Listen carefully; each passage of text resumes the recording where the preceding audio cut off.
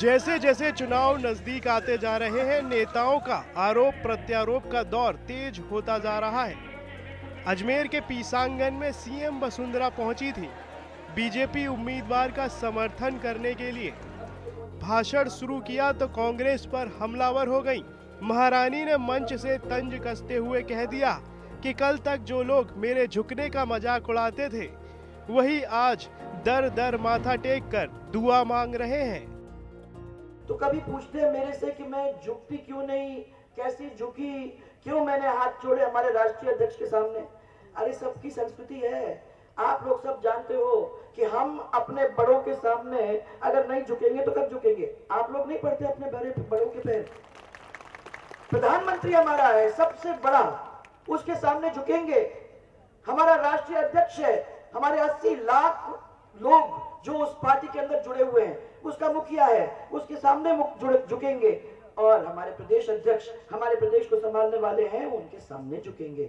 और हमारे बड़े बूढ़े जो भी यहाँ बैठे हुए हैं, उनके सामने झुकेंगे। गोत्र विवाद में महारानी ने एंट्री मारी और राहुल गांधी के पुष्कर में गोत्र बताने का मतलब भी समझाया। राहुल गांधी गोत्र पर भी पहुंच गए। मुझे नहीं समझ में आ रही थी कि इनको मंदिर का रास्ता मालूम था, अब गोत्र तक भी पहुंच गए हैं। मुझे बहुत खुशी है कि हमने पिछले 6 महीने के अंदर इनको मंदिर जाना तो सिखा दिया, अपने गोत्र को पता करने को तो सिखा दिया। सीएम राजे यही नहीं रुकी, उन्होंने ये तक कह दिया कि गोत्र तो पिता और दादा का बताना चाहिए, लेकिन राहुल ने तो नाना के गोत्र की गाथा गा दी। वैसे गलती से वो जवाहरलाल नेहरू का गोत्र ले लिए,